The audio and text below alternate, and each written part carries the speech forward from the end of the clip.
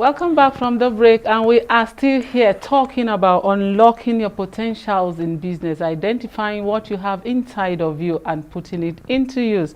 And our business coach is still with us to talk to us. Yes, before we went on that short break, we were talking about a business plan, yes, and you were trying to bring it down to three major parts: the services, product and the platform. And platform. Okay. Yes. Now, and with that also, so you remember I was talking about like a food company that currently couriers food.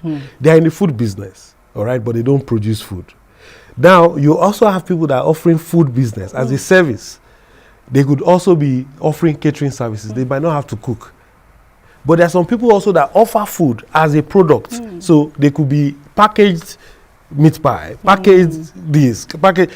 It's still but it's a product. It's a product. So whenever you want to get in, you still ask yourself in that business model canvas, what activities and how do you want to provide the activities? Okay. Is the how that becomes your competitive advantage. The second one, the fourth other thing is who are you going to be selling to? Wow. Because if you are not conscious of the people you are selling to, you only just be selling to a market that does not exist.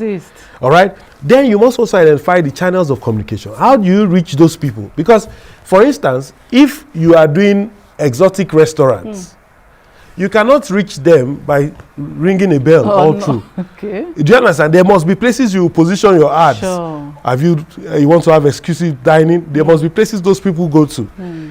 All right, and that comes to the customer avatar and all of those. Wow. Then how do you keep the relationships? Then two primary things underneath in that order is that there must be a cost center and there must be a revenue center. Any business you want to start, you must know how much would you be spending and how much will I be earning. Okay. It's the mix of that that determines whether your business will fail or succeed. If you are not able to establish that, then you have not started a business. Wow. You cannot even start to write a business plan. Okay, now let's talk about the area of discipline, how it affects business growth. The simplest analogy for that is that you have talent, right? Almost like water. Water can cause harm, right? But damming the water can be dammed to produce electricity or even to irrigate or to achieve whatever purpose you want it to achieve. That's also how your talent, your strengths, your potentials as an individual needs to be dammed. And that damming is discipline. Wow. Without it, you cannot achieve anything. Okay. You must be disciplined enough with your finances, with your even your attitude, your relationship. Sure. You must be disciplined. Coming to work, attending to your customers. You must be disciplined, consistent.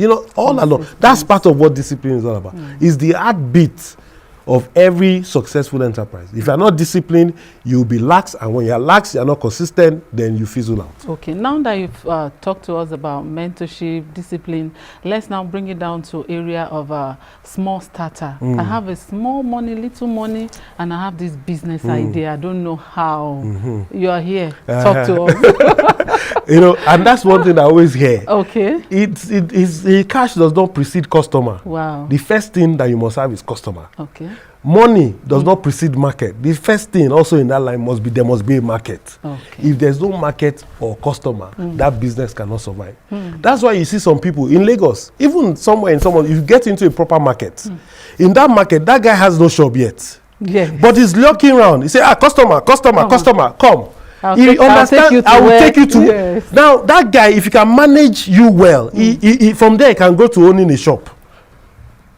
Because the real business is dependent on customers. So I tell people, before you start venturing into things, don't go and meet your family friend, because your family say, you look fine. Hey. And you say, okay, yes, that's my first customer. It's a lie. You want to understand that there are people that will require your service or your product or your platform. Those are the first people you start to note, where would they need it? And that customer, once you can guarantee that, do you know that it's easier for you to fund your business? Because all I need is, I don't really need money. If you understand the value chain of business, is that Mama Ngozi needs chicken. I know get chicken farm. But Mama Ngozi does not know how to get chicken. And you know somebody, that can deliver chicken. And you know that Mama Ngozi needs chicken. So you ask Mama Ngozi, how much is it that you buy your chicken?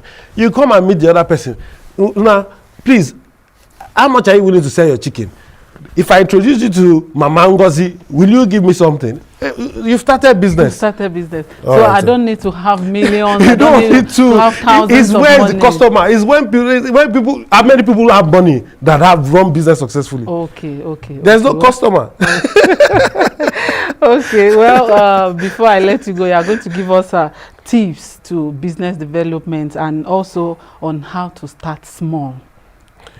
The tips are quite simple. Okay. Like I said, have your plan. Once you have your plan in place, it's good. Also develop yourself constantly. The world is moving constantly and speedily. So you must upskill constantly. You cannot use the old mama's wisdom for this contemporary time.